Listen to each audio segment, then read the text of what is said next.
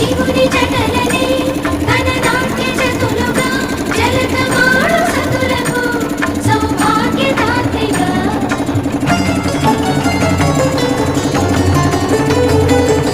గండాలను పాపాలను కడిగివేయగా ముక్తి నదిని మూడు మునకలే చాలుగా